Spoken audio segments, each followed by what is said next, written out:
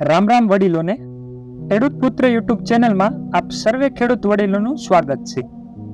દરેક પાકમાં છોડને વિકાસ પામવા માટે અલગ અલગ અવસ્થાએ અનેક પ્રકારના પોષક તત્વોની જરૂર પડતી હોય છે.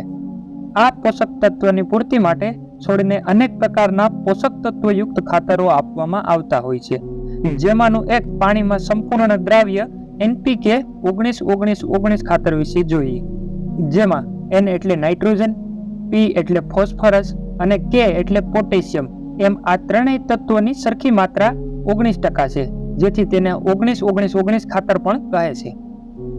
હવે આ ખાતર કયા કયા પાકમાં આપી શકાય, તેનો ઉપયોગ ક્યારે કરવો, પાકની કઈ અવસ્થાએ આપવું જોઈએ, આ ખાતરના ફાયદા શું છે તથા કેટલી માત્રામાં આપવું જોઈએ એટલે કે તેનું પ્રમાણ શું રાખવું, આ વિશેની સંપૂર્ણ માહિતી આજના આ વિડીયોમાં હું આપને આપવાનો છું. તો વિડીયોમાં અંત સુધી બન્યા રહેજો, જેથી તમને સંપૂર્ણ માહિતી મળી રહે. તો સૌપ્રથમ આપણે આ 19-19-19 ખાતર કયા કયા પાકોમાં ઉપયોગ કરી શકાય તેના વિશે જોઈએ. તો આ ખાતરનો ઉપયોગ ફળફૂલ, ધાન્ય વર્ગના પાકમાં, કઠોળ વર્ગના પાકમાં, તેલીબિયા પાકમાં, શાકભાજી વર્ગના પાકમાં, કપાસ, શેરડી વગેરે પાકોમાં આ રાસાયણિક ખાતરનો ઉપયોગ કરી શકાય છે. હવે આ ખાતરનો ઉપયોગ ક્યારે કરવો જોઈએ? તો જ્યારે પાકનો વિકાસ ઓછો હોય, પાક પીળો પડતો હોય અથવા તો ગ્રોથ ઓછો હોય ત્યારે 19-19-19 ખાતરનો ઉપયોગ પાકનો ગ્રોથ વધારવા તથા પાકની હાઈટ વધારવા માટે કરવો. હવે જોઈએ પાકની કઈ અવસ્થાએ આ ખાતર આપવું જોઈએ.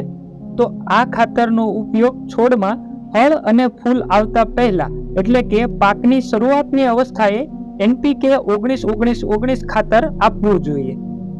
હવે જોઈએ આ ખાતરનો ઉપયોગ કઈ રીતે કરવો. તો આ ખાતર પાણીમાં સંપૂર્ણ દ્રાવ્ય હોવાથી પાકમાં ટપક સિંચાઈ પદ્ધતિ એટલે કે ડ્રીપ ઇરિગેશનથી પણ આપી શકાય છે અથવા તો દવા છાંટવાના પંપ દ્વારા પણ આનો છંટકાવ કરી શકાય છે. હવે 19-19-19 ખાતર આપવાથી શું ફાયદા થાય છે તેના વિશે જોઈએ.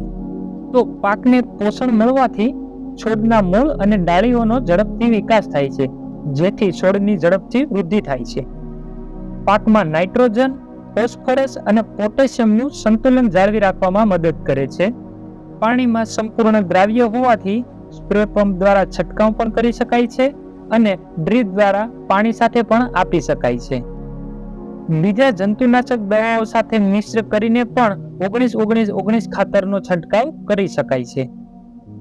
હવે ખૂબ અગત્યની વસ્તુ છે તે પ્રમાણ, કારણ કે યોગ્ય પ્રમાણમાં આ ખાતરનો ઉપયોગ ન કરવામાં આવે તો ખેડૂતોને યોગ્ય રિઝલ્ટ મળતું નથી.